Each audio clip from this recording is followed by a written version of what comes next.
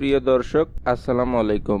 এরই মধ্যে নোবেলজয়ী অর্থনীতিবিদ অধ্যাপক ডক্টর মোহাম্মদ ইউনূসকে প্রধান করে অন্তর্বর্তীকালীন সরকার গঠনের সিদ্ধান্ত হয়েছে।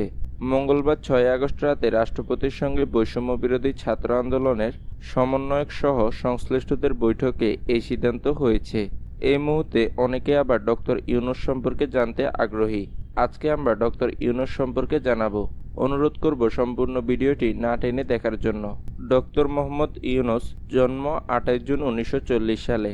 বাংলাদেশী সামাজিক উদ্যোক্তা, ব্যাংকার, অর্থনীতিবিদ এবং সুশীল সমাজের নেতা, যিনি ২০০৬ সালে গ্রামীণ ব্যাংক প্রতিষ্ঠাতা এবং ক্ষুদ্র ঋণ ও ক্ষুদ্রভিত্তিক ধারণা প্রবর্তনের জন্য নোবেল শান্তি পুরস্কার লাভ করেন।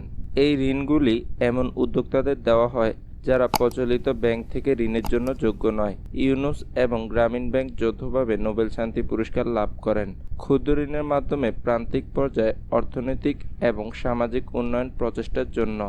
নরওয়েজিয়ান নোবেল কমিটি বলেছিল যে দীর্ঘস্থায়ী শান্তি অর্জন করা সম্ভব নয় যদি বড় জনসংখ্যার গোষ্ঠী দারিদ্রতা থেকে বেরিয়ে আসার উপায় খুঁজে না পায়, এবং সংস্কৃতি ও সভ্যতার বিভিন্নতার মধ্যে ইউনূস এবং গ্রামীণ ব্যাংক দেখিয়েছে যে এমনকি সবচেয়ে দরিদ্র মানুষও তাদের নিজস্ব উন্নয়নের জন্য কাজ করতে পারে।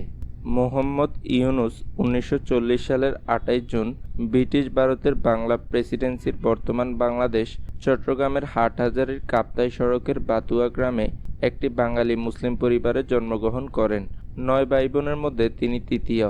তার পিতা হাজী দুলাল মিয়া সওদাগর ছিলেন একজন জুহুরি এবং মাতা সুফিয়া খাতুন। তার শৈশব কাটে গ্রামে। ১৯৪৪ সালে তার পরিবার চট্টগ্রাম শহরে চলে আসে এবং তিনি তার গ্রামের স্কুল থেকে লামাবাজার প্রাথমিক বিদ্যালয়ে চলে যান। ১৯৪৯ সালের দিকে তার মা মানসিক অসুস্থতায় ভুগতে শুরু করেন। পরবর্তীতে তিনি চট্টগ্রাম কলেজিয়েট স্কুল থেকে ম্যাট্রিকুলেশন পরীক্ষায় উত্তীর্ণ হন এবং পূর্ব পাকিস্তানের ৩৯,০০০ ছাত্রের মধ্যে ১৬তম স্থান অধিকার করেন।